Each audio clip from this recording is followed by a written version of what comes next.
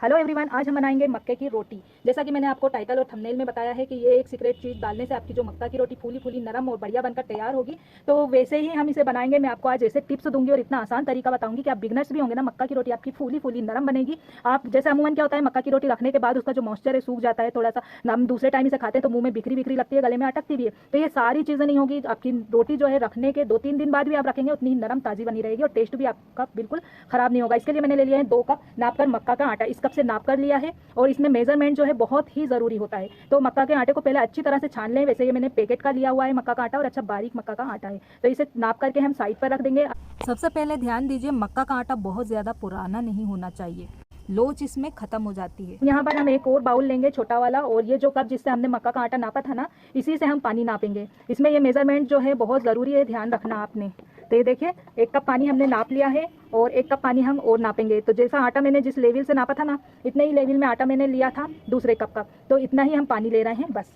ये मेजरमेंट एकदम परफेक्ट है आटे का और पानी का रेशियो। अब जितना भी पानी हमें यूज़ करना है इसी पानी से हम यूज़ करेंगे। इसको भी हम साइड पर रखेंगे। अब जैसे कि थंबनेल में मैंने आपको मिक्सी का जार बताया है और उसमें वो सीक्रेट चीज़ बताई है जिससे कि हमारी मक्का की रोटी फूली फूली नरम बनेगी। तो ऐसे मिक्सी का जार ले लेना है, साइड पर रखना है। और अब वो सीक्रेट चीज़ क्या है वो आपको बताती हूँ। यहाँ पर मैंने लिए हैं 2 उबले आलू। जी हाँ फैमिली, ये वो सीक्रेट टिप्स हैं जिसे अपनाकर आप बहुत ही नरम फूली फूली और बढ़िया सी मक्के की आटे की रोटी बनाकर तैयार करेंगे। इतना अमेजिंग इसका रिजल्ट निकला है, मैंने खुद इसे आजमाया है। एक चाकू तो मैंने इसको खुद आजमाया। अक्सर मैं इस तरह से मक्के की रोटी बनाती हूँ ना, बहुत ही अमेजिंग रिजल्ट मिलता है। आप भी इसे ट्राई ज़रूर करके देखिएगा, आपको भी रिजल्ट बेस्ट मिलेगा। तो ये दोनों उबले आलू ले लिए हैं हमने और इसके छोटे छोटे क्यूब्स में हम इसे कट करेंगे और मिक्सी के जार में इसे ट्रांसफ़र कर देंगे। ये देखिए, बढ़िया आलू अच्छी तरह से उबला हुआ है, बहुत ही अच्छे सॉफ्ट हुआ है अंदर तक। ऐसे ही आलू इसमें हमें चाहिए। ये देखिए, इसे हम कट कर लेते हैं। देखिए, छोटे छोटे से क्यूब्स में आलू को कट कर लिए हैं हमने।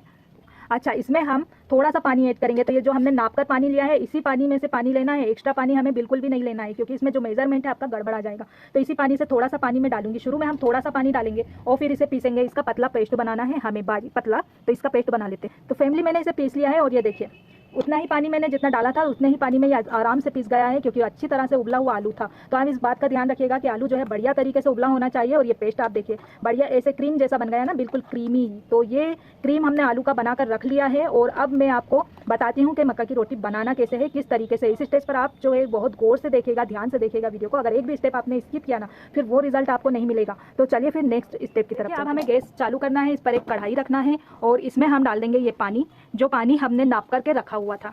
ये पानी पूरा ऐड कर देना है और साथ में इसमें हम डाल देंगे ये आलू का पेस्ट जो हमने बना कर रखा है, क्रीमी सा मॉइस्चर, ये डाल देना है और अच्छी तरह से इसे मिक्स कर लेना है पानी के अंदर। साथ में इसमें हम डाल देंगे स्वाद अनुसार नमक। और अब अच्छी तरह से हमें इसे मिक्स कर देना है पानी के साथ। वैसे जैसे पानी गर्म होगा ना, ये अच्छी तरह से घुल जाएगा इसमें। ये देखिए, अच्छी तरह से मिक्स हो गया है। और अब हाई फ्लेम पर इस पानी में हम एक उबाल आने तक का इंतज़ार करेंगे। देखिए, पानी में एक उबाला आ गया है, आप देख पा रहे होंगे। और अब इस उबाला आने के बाद आंच को हम धीमा कर देंगे। ये देखिए, मैंने धीमा कर दिया है। और अब ये जो आटा हमने नाप कर लिया है ना, इस आटे में से एक हाथ से इसे हमें पूरी तरह से ये आटा जो है इस पानी में डाल देना है और इसे अब अच्छी तरह से हमें मिक्स करना है इस पानी के साथ बढ़िया से। आंच को वापस तेज कर देना है थोड़ा, क्योंकि आटा डालने से ये थोड़ा क्या है होता है कि फूलने लगता है जल्दी ही और बढ़िया तरीके से आटा पक जाएगा। अच्छी तरह से मैंने मिक्स कर दिया है। आंच को अब पूरी तरह हमने धीमी कर देना है। ये मिक्स हो गया है बढ़िया अच्छी तरह से। और अब कढ़ाई को हम कवर कर लेंगे और कवर करने के बाद इसे 2 से 3 मिनट के लिए बिल्कुल धीमी आंच पर, स्लो बिल्कुल धीमा कर देना, ताकि ये जले भी नहीं, चिपके भी नहीं। और ये जो थोड़ा सूखा सूखा आटा रह गया ना, ये बढ़िया तरीके से पक जाए। 3 से 4 मिनट के लिए इसी तरह से कवर करके छोड़ देना है, ताकि आटा जो है अच्छी तरह से भाप में पक जाए। 3 से 4 मिनट हो जाए ना, तो गैस को हमें बंद कर देना है और इसी तरह से कवर करके इसे गरम गैस पे छोड़ देना है 2-3 मिनट के लिए, और ताकि भाप में ये और अच्छी तरह से पक जाए। जितना अच्छा भाप में पकेगा उतना लोजदार आटा। 3-4 मिनट के लिए इसे भाप में इसी तरह से गरम गैस पर रख के छोड़ दिया था। और अब इसको कवर हटाएंगे। देखिए, भाप में कितनी अच्छी तरह से फूल गया है। बस, तो ये अच्छे से फूल गया है। अब कढ़ाई को हटा करके लेना है और कढ़ाई में बिल्कुल भी ये चिपका नहीं है, इसे हम खुरच के निकाल लेंगे। देखिए, अब एक कटोरी के तले पर ऐसे तेल लगा लेना। देखिए, इस तरह से कटोरी से इसे मसलेंगे ना, तो जो ये पानी का जो अंश है सारे आटे में एक जैसा जाएगा। जैसे कहीं कहीं पर ये हल्का सूखा सूखा भी नजर आ रहा है ना, ये सब एक बराबर हो जाएगा पानी पूरे आटे में। तो इसलिए इसे हमें, अभी बहुत गर्म है तो कटोरी से इस तरह से मसलते हुए चिकना करना है। कटोरी हटा करके अब इसे हाथ से इसे इकट्ठा कर लीजिए। देखिए, बिल्कुल भी थाली में नहीं चिपकता है, बढ़िया आराम से हो जाता है। ये देखिए हाथ में अभी भी मेरे हाथ जो है गरम लग रहा है, थोड़े से जल रहे हैं। इसे गरम गरम में ही करना है हमें, बहुत ज़्यादा ठंडा नहीं होने देना है। हाँ, बहुत लोगों को चिंता होती है ठंडा होने के बाद बिखरने लगता है और जब इसकी रोटी बनाने लगते हैं हम टूटता है। तो अगर ये थोड़ा ठंडा भी हो जाए ना तो चिंता मत कीजिएगा, फिर भी आपकी रोटी जो है बिखरी बिखरी और टूटी नहीं बनेगी। लोच वाला आटा बन गया है। अभी इस आटे को हमें एक बाउल में कवर करके रखना है जिससे ये ठंडा ना हो। अभी भी ये थोड़ा इतना गर्म है कि हमारे हाथ में गुनगुना लग रहा है। तो अब इसमें से हमें रोटी बनाने के लिए आटा लेना है। जितनी बड़ी लोई हमें लेना है इस तरह से लोई ले लेना है और इसकी गोल लोई बना लेना है। ढक दो सर।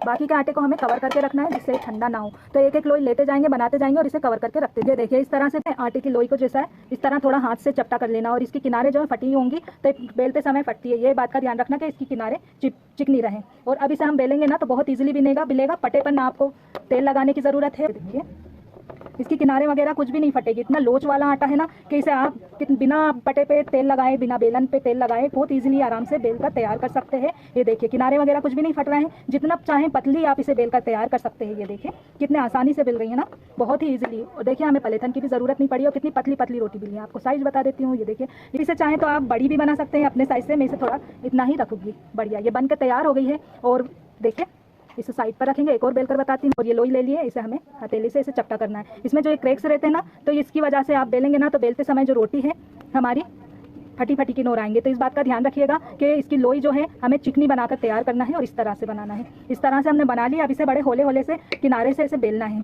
चूँकि मक्का की रोटी है तो ये किनारे से हल्का सा देखिए इस तरह से क्रैक आ रहा है तो इसे हमें जोड़ते जाना है उंगली से ताकि ये बिल्कुल भी फटेगी नहीं और बहुत आराम से इजीली बिल जाती है। आप देख पा रहे होंगे मैं कितनी आराम से इसे बेल रही हूँ। इसे बेलने में भी बहुत मज़ा आ रहा है मुझे।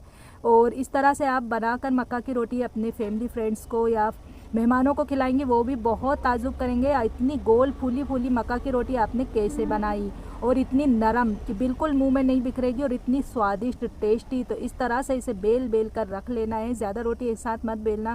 पहले इन्हें हम सेक लेते हैं फिर बाकी की बेल करके इसी तरह से सेकेंगे। तो 3 रोटी मैंने बेल कर रख ली है। चले अब इसे सेकने के प्रोसेस में चलते हैं। तो गैस गरम करेंगे। इस पर एक हम लोहे का तवा या फिर नॉन स्टिक तवा जिसमें भी आप इसे चाहें सेक सकते हैं। मैं दोनों पर इसे आपको सेक कर बताऊंगी। इसे थोड़ा गरम करें। जब तवा गरम हो जाए तब इस पर आप रोटी डालिए। इतना लोच होता है इस रोटी में। ये देखिए इस तरह से आप करेंगे जैसे वैसे कैसे भी डालें कैसे भी पकड़ें बिल्कुल टूटेगी नहीं फटेगी नहीं। तो ये है तरीका मक्का की आटे की रोटी बनाने का जिससे कि आपकी रोटी जो है बहुत बढ़िया बनेगी। जब ये एक साइड से सिक जाती है कलछी से इसे इस तरह से लेकर के और पलट देना है आपने। देखिए कितनी इजीली पलट गई ना। बस इस तरह से इसे पलट लेना है। दूसरी साइड से जब ये सिकने लगे ऊपर से थोड़ी फूली फूली दिखने लगे तो इसे लेकर के इस तरह से कलछी से हमें कर लेना है। और हल्का सा जब ये सिक जाएगी तो चिमटे से इसे हमें सीधे गैस के बर्नर पर सेकना है। इसकी साइड को हम चेंज करेंगे। ये देखिए पीछे कितने अच्छे इसमें चिट्टे पड़े हैं और ये धीरे धीरे करके फूल जाएगी। ये देखिए गुब्बारे की तरह। तो इस तरह से आप रोटी बनाएंगे ना हर रोटी आपकी फूली फूली बनेगी।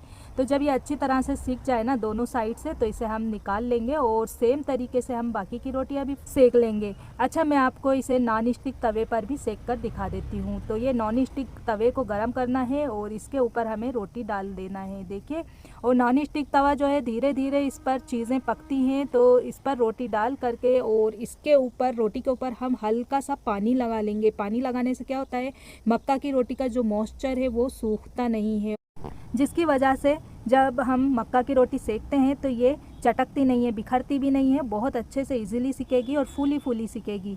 तो इसे आप इस तरह से कपड़े से हल्के से प्रेस करते हुए सेकेंगे ना तो धीरे धीरे आप देखेंगे कि ये अच्छी तरह से फूलने लगेगी और ये बढ़िया से सिक जाएगी। तो ये फूल गई है। अब दोनों साइड से इसे हल्का सा प्रेस करते हुए हमें सेक लेना है तवे के ऊपर। तो देखिए इस तरह से भी आप इसे सेक सकते हैं। जब ये दोनों साइड से अच्छे से सिक जाए तो इसे उतार लीजिए। सेम प्रोसेस से हम बाकी की रोटियां भी सेक लेंगे। देखिए मैंने ये रोटियां सेक ली हैं और आप देख पा रहे होंगे कितनी नरम बनी हुई हैं रोटियां सारी हमारी। अब इसे जिस तरह से मोड़ेंगे तो ये फटेगी नहीं, बिखरेगी भी नहीं और ना ही टूटेगी। फूली फूली नरम नरम रोटी बनाइए और अपनी फैमिली को खिलाइए।